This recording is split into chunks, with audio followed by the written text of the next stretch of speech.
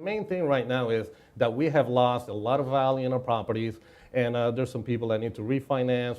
Let's touch one at a time. What are we looking? What good news are out there for the people that are, Well, there's still a lot of opportunities out there. I mean, for people, we all know that everybody doesn't qualify anymore like before. But I mean, there's different programs. You have government loans, FHA loans, Right. VA programs out there that just came out recently that even if they're upside down on their house, as much as 125%, they can refinance.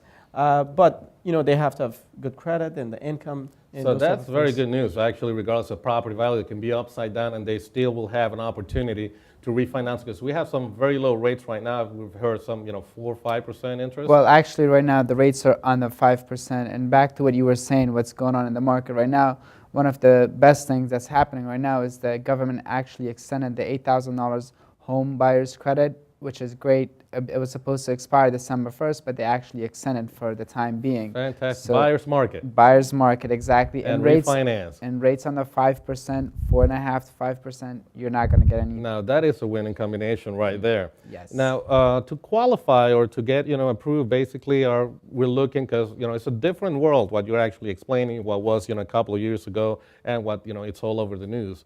What are the proper procedures, to obtain, some type of financing nowadays? Well, the proper procedures, in the past it was different, you just call your real estate agent and look at some houses and then find one and then just go and apply for a loan. Basically, it doesn't work like that anymore. Any real estate agent, any individual, I mean, people who are interested, to buy a house, the first thing that they have to do is they have to pre-qual themselves first. So, I mean, the steps are not very difficult. You get in touch with one of the mortgage companies, you call them or email them, and they will get your information. Like, let's say, for example, if you call us, we'll get your information. We ask for the income docs, the tax returns, pay stubs, and W-2s and bank statements, and we run your credit. And if the credit is good, basically that's it. I mean, you qualify for up to such and such amount. That is the procedure, and then after that, you go and look for a house. That will be the next step. Pre-approval is the first thing. So Absolutely. You'll first be coming to a loan officer, a bank, or a mortgage, institution to get some assistance. Exactly, and like Yama said, basically it's your credit, it's your asset, and it's your income. So right now, what's the most important thing is that you have to have the income. The credit is not as important as it used to be. It's still important, but with some government programs, even if you don't have the greatest credit, they still loan you the money. But you would have to have the income. Yeah, and one more thing that I want to mention, because a lot of people think nowadays in this type of environment, you have to have excellent credit, you have to have like at least 20% down payment, right. But not necessarily, because as long as you have a 620 credit score, as long as you can put 3.5% down payment, you can qualify for the loan. And that 3.5% down payment can be gift.